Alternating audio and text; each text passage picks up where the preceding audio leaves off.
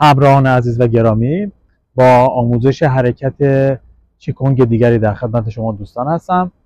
حرکت ساده‌ای هستش ولی زیباه و اگر به خوبی انجام بدید و یاد بگیرید بسیار لذت بخشه. ابتدا پاها رو به اندازه عرض شونه باز میکنید، دستها رو در کنار بدن قرار میدید، کف دستها رو به بالا، هیچ انقباض اضافه‌ای توی هیچ عضله‌ای نیست، بدن کاملا رها.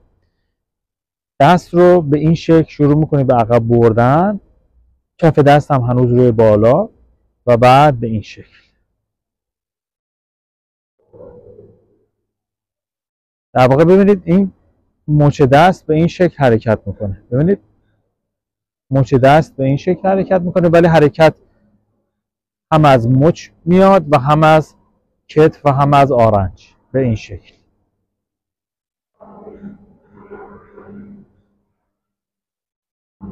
در واقع با دستتون یه دایره ترسیم میکنید، هم یه دایره کوچک با مچتون و هم یه دایره بزرگتر با کل دستتون به این شکل. دست راست در جهت خلاف عقربای ساعت، دست چپ در جهت عقربای ساعت به این شکل. دم، بازدم، دم، بازدم. یک دور دایره رو با دم، یک دور با بازدم.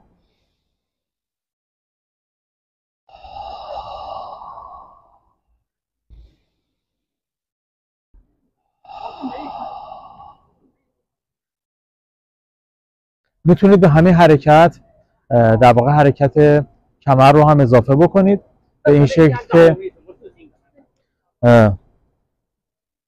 در این حالی که دارید دستاتون رو میچرخونید کمرم در واقع یک حرکت چرخشی بهش میدید به این شکل.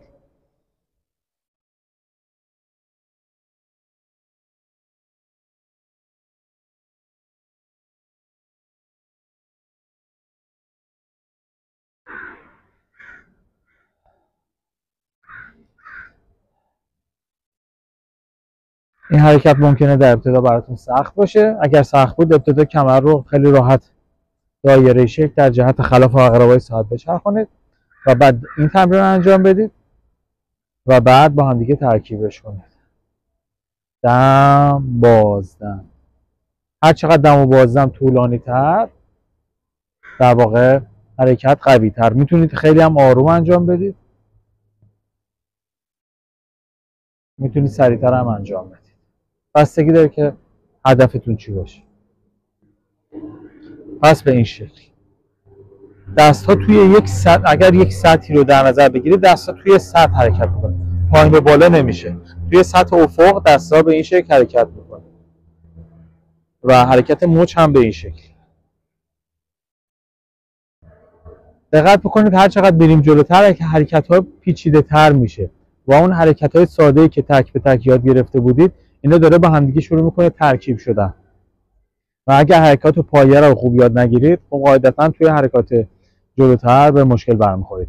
امیدوارم تمرین رو به خوبی انجام بدید. اگر سوالی داشتید حتما بپرسید، در سر فرصت پاسخگو خواهم بود.